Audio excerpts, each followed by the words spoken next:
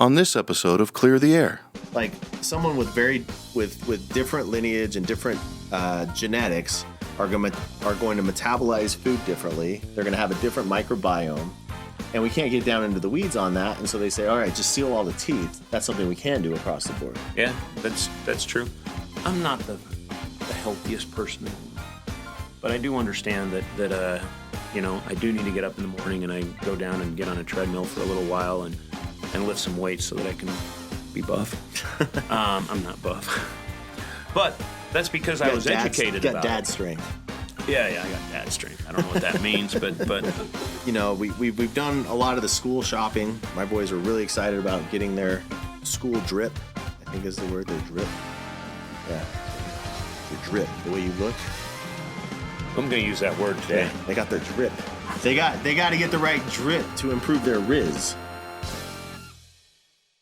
Welcome to our Clear the Air podcast. I'm your host, Nate Jones, and I'm here today with Shad Slaughter. Hey, everybody. That's all we get is a hey, everybody. We're in that season. School's going back. I have 2 young kids. I was actually trying to get them to come in here and chat with us in this podcast today, and they decided they would rather go to the water park with their friends than come here and sit with their old man and chat about going back to school. But we're in that season, and schools are in session, and kids are going back to the grind of the school. Yeah, I've got 3 kids going into school. In fact, I have 2 kids in high school this year and a junior high schooler. And it's been pretty fun the last week. They're both sad that summer is ending, and though they don't want to admit it, they're excited to go back and see their friends and go back to kind of the social side of school. I don't know that they're super excited about the academic side of school, but... Well, my kids are all excited to go back to school strictly for the academics. They don't really like their friend. No, they're actually all excited. My oldest one, Sophia, she's 13. She's in 8th grade. She actually had her very first cheerleading experience yesterday at the game. She cheered for the 4th and 5th graders. That's awesome. And after their scrimmage game that lasted 20 minutes, then she cheered for the next upper group for their scrimmage game for 20 minutes, and then she cheered for the other one, and then we took off and left before the high school started. But it's my old high school, she's going to be there, she was really excited about she was insane yesterday. She's having fun doing it? Yeah. That's awesome. Oh, no, she wants to keep doing it, and I said, no. But well, anyways. My son that's going into his senior year, he and a friend went down and bought kind of a brightly colored striped button-down shirt because they were supposed to get their school pictures. And then they put out on social media that they were going to hide this shirt at a certain spot in the school and that everybody should put this shirt on for their pictures. And so he's had his text blowing up with everybody sending their ID cards wearing this shirt. And so far, they're up to 150 of the boys in the senior class that have put this shirt on for their school pictures. So that's actually kind of hilarious. A harmless, fun prank there. Or, that is actually pretty funny. So I'm going to tell my kids to do something like that. No, but my daughter went in on Monday, Sophia, to get her school ID, and that's kind of interesting because her school ID is her yearbook picture. Yeah, that's same with my son. So they don't go like halfway through the school year and, then take pictures? Didn't they? Well, first of all, when I was in... We didn't have school IDs, so... I know, and I didn't even have a yearbook when I was in... Well, I never went to junior high, so... Yeah. I guess that...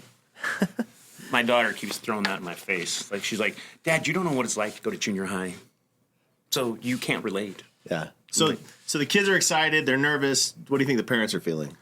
What are you feeling? I'm actually not looking forward to it. I enjoy spending time with my kids. I enjoy going to the lake and hanging out with them.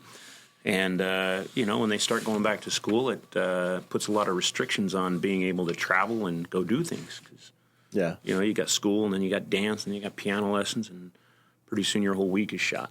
I think you're right. I mean, I think a lot of parents joke around about feeling relieved that the kids are going back to school, but it does change the dynamic of the family. Maybe for a week. Yeah. So, anyways. But I'll bet that's true. But with the start of a new school year, I'd like to poke around the news and see what people are saying about our children's health. Have you found anything interesting? Well, there's lots of stuff on there. Most of it has to do with like mental health stuff. The CDC webpage there's been a big push for mental health. Not as much of a push for oral health or nasal health or hygiene in general. It's mostly just about mental health. That's interesting. Which is important. I thought about this not too long ago. I was in third grade when the space shuttle blew up, the Challenger. Was it the Challenger? Yeah. That took the teacher. It was a big deal because there was a teacher on that. And I was in English, and we were sitting in class, and they wheeled in a TV, and they showed it, and on live television, it blew up. And then they turned the TV off, and they wheeled it out, and they started teaching class. There was no, like... Wait, you had a TV in your classroom? Well, no, they had to wheel it in and out. But there was no, like... But there was no, like, classroom. grievance time or counseling or whatever. So, like, oh, I guess they all died. Let's go on to teaching English. And so it is interesting that there's a lot more focus now on kind of mental health than maybe when I was growing up. Hopefully it's not too soon. But when that happened, I was living in Mexico City. And by the time I got to school, they were already making jokes about it, which that was way too soon. Yeah. But they were already making jokes about it. And so the way I learned about that was by someone telling a joke. And I'm like, what does that mean? What is that? Because I didn't get the joke because I didn't know that it had blown up. So I'm like, what does that mean? And then they're telling me the joke. And I'm like, okay, guys, that's not nice. That's not nice. They're like, well, if they're Yankees, it doesn't matter. So a lot of focus on mental health. What else did you find? there was a little bit of a focus on dental health. And really it was just the CDC pushing parents to get their kids to get sealants. What I mean, sealant. I mean, I guess a sealant is putting something over the teeth that protects it from it's kind of like, cavities. well, this is the way the dentist referred to me, told me about it when I had them put on when I was a kid, and I just remember it. But he goes, all they do is in the molars in the back, you have all these cracks and fissures, and that's a great place for bacteria and stuff to get in there where cavities start. And so what they do is they clean it out really good, and then they pour super glue on it. And it's just in those spots where there's the fissures and the cracks, or do they cover the whole tooth? Well, it covers, so if I had a piece of paper, I would draw it, but a molar, it's kind of flat on top, but it's kind of concave. Yeah. So stuff sits down in there. And so it'll pull it up there and level it up so you don't have those big cracks and fissures, so the food doesn't get stuck down in there and bacteria can't get in there. And how long do those sealants last? Is that they have to do it like every year, or is that? I don't know how long they last. I mean, they last a pretty long time because I've never had them put back on. Maybe I need to go to school. So good thing. I mean, sounds like it's a good thing, right? Like get all these sealants, prevent the kids from getting caries and cavities. I think they're good because anything you can do to help prevent that. But I do think that it is masking the problem. How so? Well, we were chatting earlier, and you had said that you had mentioned to one dentist that something about it, and so I'll let you tell what you said. Just that I was talking to Dr. Cannon, who we work with a lot, and I had mentioned before he was going up to give a lecture that it seemed like cavities and caries were kind of a canary in the coal mine. They were alerting to a bigger danger, in this case, like an unhealthy microbiome and maybe an unhealthy environment in the mouth, and that if you just treat the cavities and cover up those cavities and not address the main issue, you're really not getting to the core of the problem. And I agree with that. And that is exactly what dentistry has been doing for the last 100 years. It was 100 years ago this year that we've learned, as the human race, that we learned that caries are an actual bacterial infection of strep mutans in your mouth. But dentists, even to this day, they treat it as a structural issue. Even if you're 100% on board with fluoride, all fluoride does is it helps remineralize your enamel. It doesn't do anything to address the bacterial infection. And so by doing what you said, which is just covering up the issue, that's exactly what sealants do. I think sealants are a good thing because they're going to help, and they're not that invasive, and they're not, there isn't really a downside to them. But I do think that the CDC is missing the boat because they're not talking about actually treating the bacterial infection. It's like if you have a gangrenous thing on your arm, just sitting there and looking at it and saying, well, let's chop my arm off.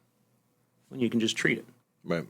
So, I think it is interesting because affecting the microbiome in the mouth requires effort, right? And it requires some behavioral change or education, at least. Yeah. And so if you take away and you mask that, then it doesn't create the pressure to do it. But then what we also see is that, especially in certain populations, they have high rates of caries, and then they don't have the kind of support and education to affect the microbiome. And so they're dealing with the symptom of the problem.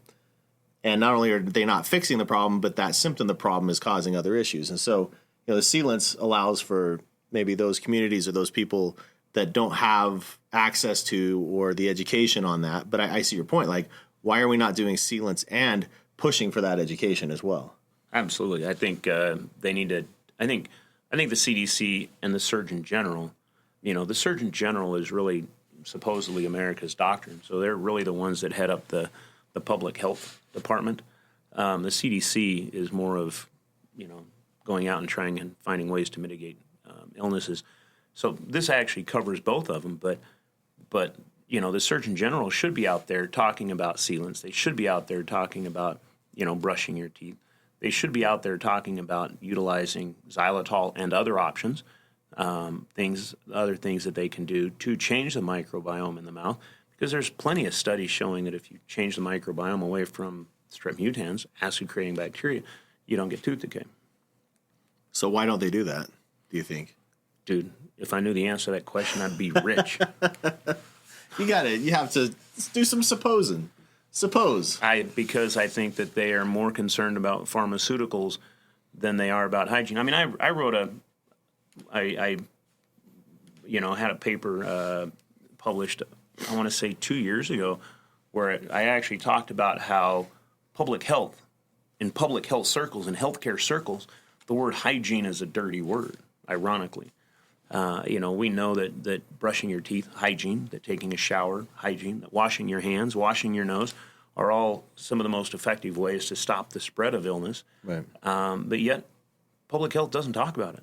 They go straight to the pharmaceuticals. They go straight to the antibiotics. They go straight to the vaccines. They go straight to the all these other drugs that are expensive that the government's paying for. I think as you were saying that, it came to mind. Maybe one of the other issues is you've got kind of this span of qualitative versus quantitative, right? And it's anything that's easy to count, you kind of lend towards approaching that because it's easy to see, you are or you're not, right? And it's like I remember there's a saying that says that which gets measured gets done, right? And so it's like, okay, we're measuring the rate of cavities in this population. So what's the focus going to be? Reducing cavities. Regardless the means, we're just about getting that number of cavities down. And it's a lot easier to measure the number of cavities that you're keep preventing from happening using sealants than it is to go in and say, okay, are we having a positive effect on the microbiome that's leading to fewer cavities? So sometimes it just comes down to like the metrics you're using. So how can we come up with a metric that the CDC will, work toward that makes sense? That's actually an interesting. How easy is it to do saliva testing and identify the bacteria in the mouth? Is that? Well, that's all easy, but I think that the issue is that the CDC can come in and say, okay, we put in 1 million sealants. This is going to save us, according to their numbers, right. This is going to save us $300 million. Right. You go in and say, hey, we went out and educated people about not utilizing sugar because it rots your teeth and causes inflammation in your mouth and I know a whole bunch of other diseases. And we talked about utilizing non-6-carbon sugars like xylitol and erythritol to help reduce that inflammation and change that microbiome. Well, one, you can't say, well, we did 1 million of these. Right. And so how do you justify that? I think it comes back to that counting thing, right? It's like we did these sealants. They didn't require the patient to do anything but sit there. They didn't have to change their behavior. They didn't have to do anything different. Whereas if you go and say, we educated on this, they say, and we don't know, we educated 1 million people. We have no idea if they're going to follow it. We have no idea what their behavior is going to be. So it's harder to measure. And another part of it is government employees, they like easy. I'm just guessing there. I think we all like easy. Because where I'm seeing it is that they can go in and say, yeah, we're going to have 1 million sealants, done, over.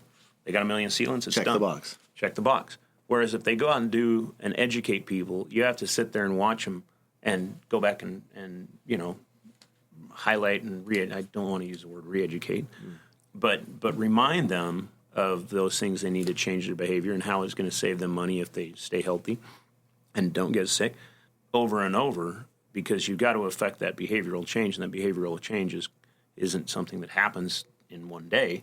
It happens over time. But over time, I think the government would save more money if they actually did do those educational things and started those trends. Yeah, if the behavior changes. Correct. But I think that when it comes to things like healthcare, I think that if you can show people how it's going to affect their pocketbook and their long-term health, and show them easy ways to counteract those things, I think most people would actually do it. I mean, I'm not the healthiest person in the world, but I do understand that I do need to get up in the morning and I go down and get on a treadmill for a little while and lift some weights so that I can be buff. I'm not buff, but that's because I was educated about it. Got dad strength. Yeah, I got dad strength. I don't know what that means, but so. But going back to the community health thing, I do think that sealants are good. I think that the CDC is at least doing something good. Right. It does help. I do think they could be more effective if they were out there discussing better hygiene practices, if they had hygienists going into the schools and teaching kids, things like that, having nutritionists go in and teach the children, eat your veggies that aren't really a food group, I learned from somebody. Shad taught me that vegetables aren't really a food group, they're a culinary term. It's a culinary term. There are fruits, but there aren't vegetables. That's a whole other conversation. I know. That to me, every time I think about that, I'm just like, so what do you call them? I mean, what are my carrots? What are my Your carrots are corn? A tuber, right? I don't know. Carrots aren't tubers. Potatoes are tubers. Yeah. How did we get sidetracked from talking about? Yeah, we can cut this out. Don't cut it out. I think it's interesting. Anyways, what do you think that we can do differently other than just doing sealant programs and trying to get our public health agencies to discuss hygiene? I think as you were talking about that, it made me realize that when we talk about the microbiome and we talk about health, it looks very different for everyone, right? Absolutely. Genetics plays into that, where you live, your environment, all of those things play into that. And so when it comes to health, there really isn't a one-size-fits-all solution. But when it comes to public health, you've got to come up with kind of one-size-fits-all solutions. And I think that's where the disconnect and the challenge is, right? Where it's like, I don't know. The behavioral differences, like someone with with different lineage and different genetics are going to metabolize food differently. They're going to have a different microbiome, and we can't get down into the weeds on that. And so they say, all right, just seal all the teeth. That's something we can do across the board. Yeah, that's true. I do think that education, I mean, there is things that systemically, and when I say systemically, I mean in our culture, that I think that the Surgeon General and the CDC could have influence on. I mean, the pervasiveness of sugar in our food supply is something that I think needs to be addressed, and I think it needs to be addressed rather quickly. I think if we wait another 10, 15 years, we're all going to be too fat to do any research. It is interesting that there's so much attention paid to almost every other ingredient that's ingested out there except for kind of a blind eye to sugar. That's really interesting because, as you know, we've discussed it on this podcast, and it's like every couple of months another article comes out about how some other sweetener isn't good for us, and it gets a lot of media play. But when was the last time you saw an article that came out? Because there's thousands of articles out there that talk about how bad sugar is for us. But when was the last time you saw any of those get any media play? Yeah. Yeah, that's where I was going to go. We have sugar and just the pervasive, and sugar is in a lot more stuff than people I think even recognize, right? Like I'll It's go in to your the store and spaghetti I'll be sauce. like, It's in your ketchup. I'm gonna get something savory and I'm gonna buy some beef jerky, and I look at the back and it's like just loaded with sugar. You're buying the wrong beef jerky. But then the other piece of that then is not only is the sugar an issue, but the way we eat is very different than we were evolved to eat. And now instead of eating, I look back historically, humans were eating really like once or twice a day. And now we're eating all day long. And we're washing it down with, sugary sodas. And so we don't really give How much sugar is in Mountain Dew? a lot. Oh, I don't know. More than is in water. it's true. And so we don't really give our mouths a chance to protect themselves, right? And so every time you eat, the pH level in your mouth goes down. And before your saliva because that's what the saliva does, is it comes in as it neutralizes the pH in your mouth and gives your mouth a chance against those bacteria. But before we get the pH back to a neutral standpoint, we eat again. Eat again. And we eat again and we eat again. And so we're always in this constant state of acidity. And so I think that what's important, though, and when you look at public health, is that you don't necessarily say, well, our bodies were evolved to do this, our behavior is this, and so we're just going to cap the solution instead of addressing it. Because there are things that we can do to say, okay, the behavior now is snacking, but are there things that we can do to neutralize the acids in our mouth and basically simulate that saliva effect and help those bacteria? So I think there's things that we can do. I know. We can eat baking soda all day. Besides eating baking soda. Oh. I mean, they're doing it. They're doing it in Finland, right? Yeah. Xylitol is a key to that. They hand out xylitol gum in the schools. Right. You change that microbiome. Yeah. We've had that. We've already discussed that on this podcast. I think it's worth coming back to. Well, then we'll come back to it. But, so my advice to parents, this is something that I do with my kids. I actually send them to school with enough gum and candy, xylitol, for their whole class for the whole year. That way their teacher can't ever say, did you bring enough for everybody? Yes, I did. And so so my kids like it because they get it. But now everybody comes and hassles them because they want more gum. And my daughters are saying, well, go buy it. I'm not your gum supplier. Dad's not sending me through college by me giving this away to you. I know. I think the other thing that people can do is we've talked about it too, and is obviously very closely related to your oral health is your nasal health. And if your kids aren't sleeping right and if they're not breathing through their nose, then chances are they're going to have more acid in their mouth also. It's interesting you say that because, we talked earlier about counseling and behavioral and stuff like that. And I remember listening to a doctor once talking about those kids that struggle sitting still in class and the ones that are and the perception is that they have too much energy, but the opposite is actually true. Yeah. That the fidgeting and the moving around is the body's reaction to try and stay awake. And those kids are not getting an adequate amount of sleep. And that could be maybe because they're not getting the 8 to 9 hours. I think it's 9 hours it's recommended for elementary age, 9 to 10 hours for elementary age kids. I let mine have 6 and that's it. So they're not getting the sleep that they need. And then when they are sleeping, they're not actually getting the type of sleep that they need. Yeah, there's actually a bunch of papers out there on that topic, and you have all these sleep medicine groups that are out there now, really bringing that concept, to the front. But it has to do with inflammation in the airway. You go back. People have CPAP machines now. Oh my gosh, how many people have CPAP machines? And 20 years ago, right, we all would have been dead because, you have to have the CPAP machine. What's changing? How did we survive for 1 million years without a CPAP machine? Right. I can't imagine that Benjamin Franklin didn't have someone there while he was taking a nap with bellows.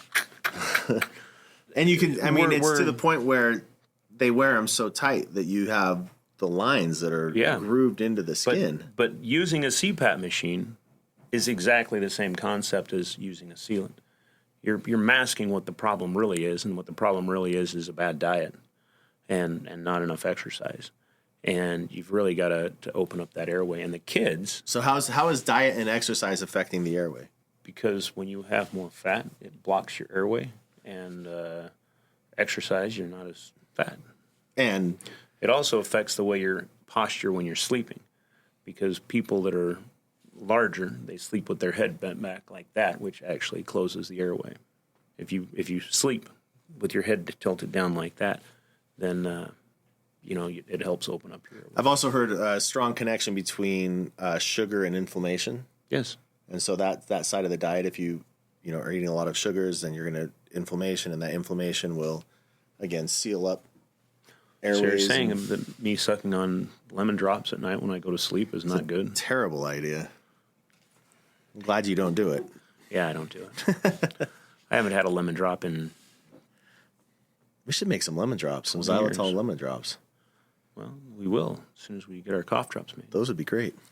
Anyway, so you do want to make sure that your kids are sleeping well. I mean, I go in with my kids after they're asleep, and I know this sounds kind of creepy, but you go in, and if they're breathing through their mouth, you just go over there and pinch their lips together for a little while, and they'll go, and then they go back to sleep. Yeah. But they're sleeping with their mouth closed. I learned that from Trish O'Hare, and she told me that was something that people should do, especially when their kids are young. Yeah. And so I actually started doing that when my kids were probably 4 or 5. And you can actually get specialized tape now that's made just for that, and not just for kids, but for adults as well. Yeah. That helps you keep your mouth closed while you're asleep. I know, I just use duct tape, but it works. So that's why you don't have any whiskers, like in this little spot right here. I'm going back to all of this. We're talking about all of these things. Is it the right or the wrong approach to oral care? And what do you think about that? Is it the right one? Yeah, I mean, I think that, from a public health standpoint, right, what the public health officials are up against is they've got to come up with something that addresses the symptom for a huge range of kids from very different backgrounds. But I think that the next step is like saying, okay, look, we're addressing this symptom that really is an alert system to say something's wrong in the mouth, and we need to make sure that we're addressing that as well. We're not just kind of washing our hands of it saying, well, the problem's solved. They're not getting as many cavities. No, the problem's not solved. You've helped them keep their teeth, but now they have all the systemic issues. Yeah, I mean, that's a great point, because the teeth are just one part of the mouth. The gums, the tongue, like all of those other are prone to infection and can be infected by the exact same thing that's causing the cavities in the teeth. And so just addressing the teeth isn't solving the problem. And then you're leading issues of like heart disease and is it if we know that tooth decay is a bacterial infection of the mouth, just pulling all our teeth out and putting implants in isn't going to solve the problem. Right. We're still going to have all of the other issues. And, there are, you mentioned it, but there are all those systemic issues that come from having an unhealthy mouth. And we've did a whole podcast on this, that even the Surgeon General as long ago as 2000, so a quarter of a century ago, the Surgeon General was pointing out and saying that if your mouth isn't healthy, then there's no way your body is going to be healthy. And that's true. And just hiding that by, putting implants in, or hiding it by putting sealants in, isn't fixing the problem. It's masking it. So while I think that sealants and, all these other things are good things to do, it is stopping our public health agencies from actually addressing the problem. Right. And in order for them to address the problem, they have to look at ways that they can change the patterns and the habits, the behavioral habits and patterns of our population, away from eating as much sugar, 6-carbon sugars, and utilizing more non-6-carbon sugars to get rid of those acid-creating bacteria. So you're actually treating the bacterial infection in your mouth and not just covering it up. Yeah, because there is a difference between a clean mouth, right? So I've got the sealants, I'm brushing my teeth, I'm flossing, I'm going through all the mechanical stuff, which makes my mouth appear clean. There's a difference between a clean mouth and a healthy mouth. And a healthy mouth goes into the microbiome, your pH levels, like all of those things that incorporate, are you doing something that is keeping infection from happening in your mouth? Yeah. Do you have a healthy mouth or a sick mouth? Yeah. You can have a sick, clean mouth. I know. You want a clean, healthy mouth. That is correct. So, okay, we've done a lot of the school shopping. The my boys were really excited about getting their school drip, I think is the word, their drip. Yeah, it's your drip, the way you look. I'm going to use that word today. Yeah, they got their drip. When I'm taking my daughter and all of her 13-year-old friends out to the lake this afternoon, I'm going to be like, "You like my drip?" Yeah. They got to get the right drip to improve their riz. I'm using those words. So they got their drip. You got the classes all set up. You're weaning them off of the summer schedule and preparing them for the school set schedule. And the point is don't forget those healthy things, right? Yeah.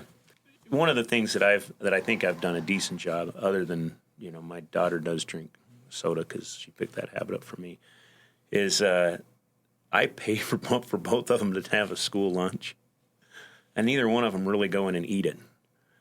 They'll look at the menu each week, and then they'll come home and say, "Okay, yeah, this time they're having the pizza. Their pizza's gross, so we don't eat it. This day they're having chicken or fish, and they don't eat fish."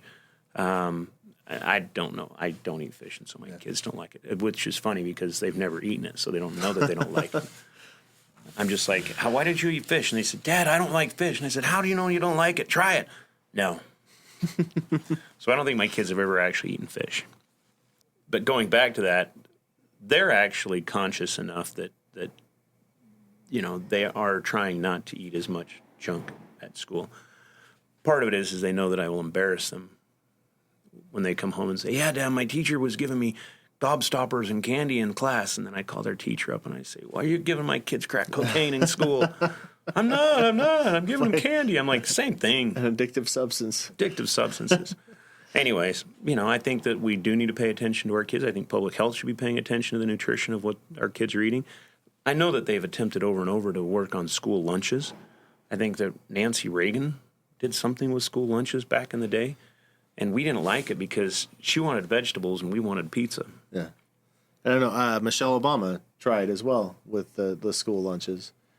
And it's hard, right? It's hard enough at home to get my kids to eat, what is a healthy meal, and when they're away from the parental guidance, and especially in a lot of these schools, they have soda machines and candy machines that they can go pillage, right? And so, I was guilty of it. In junior high school, I would go, instead of going to get lunch, I'd go buy a Dr. Pepper, and they had these Ninja Turtle pies, the Hostess Ninja Turtle pies, and it was like a pie with like a green custard in the middle of it, right? Well, so instead of eating this like vegetables and fruit and and some protein and stuff, it was like empty calories and a Diet Coke and a turtle pie. Well, when I was in junior high, I didn't go to school. I think we clarified that, but when I was in high school, I would get on my 10-speed bike. I was that kid. And I would ride it. This is actually so funny when I look back on it. It's so stupid. I can't believe how dumb I was. Was. But I would get on my bike, and I would ride it probably 7 or 8 miles to go down to a specific gas station because their 32-ounce drinks were only 49 cents.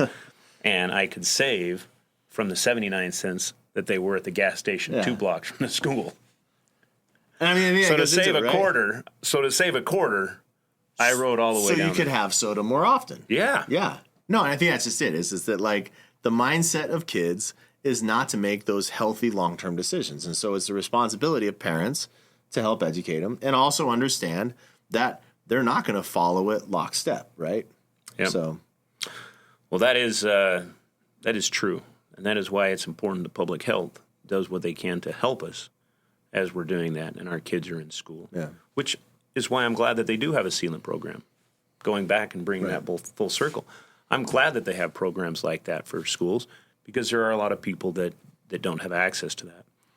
But, I think that they do need to up their ante and help us out some more because the health of our kids is not improving. It's deteriorating. And I think, we've been going on for so many decades now where the parents haven't been educated about what is, what is good and what is right. So help your kids breathe at night. Make sure that they're building a healthy mouth, not just a clean mouth. So looks like a fun school year. Yep. I'm hoping that my kids have a good year. Well, I'm pretty sure they will. Hopefully all the kids have a skibbity awesome year. Skibbity's a new cool word, too. Skibbity with my drip and my riz. Skibbity with my drip and my riz. And is slay still a word? No, that word's gone. That was when we were younger. I never used that word. Slay? Yeah. Oh, all right. Well, My I guess kids you're older use, than I my am. kids use that word. We were cool. So, anyways, we hope that everybody has that. I can't even think straight now because you're making me try to remember all my cool words. Anyway, so we hope all of those kids out there that are going back to school, that they go back, that they have a great school year, that they learn a lot, making up for lost time in the last couple of years when they weren't going to school, that they get to hang out with their friends, and that they have a healthy year while they're learning, and that we can provide them with the tools that they need to help keep their mouth and their body and their nose and their whole system healthy and functioning. And that's another session of Clear the Air. Thank you. Thanks for having me.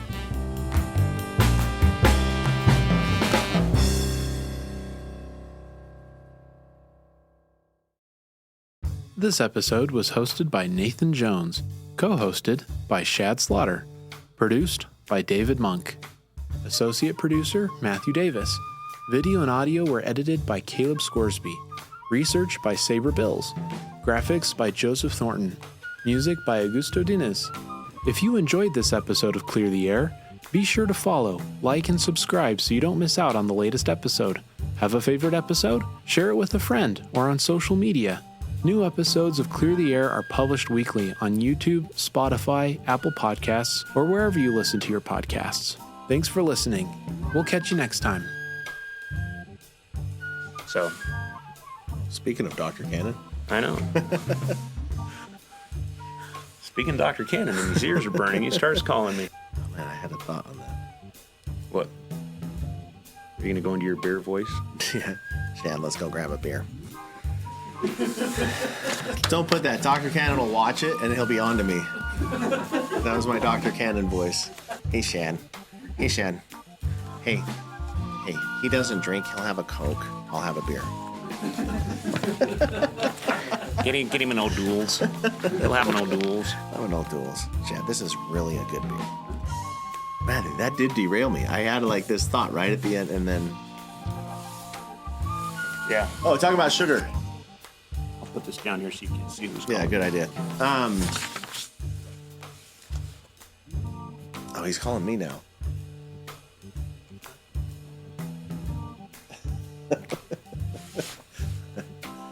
Man, I've been trying to get hold of Nate.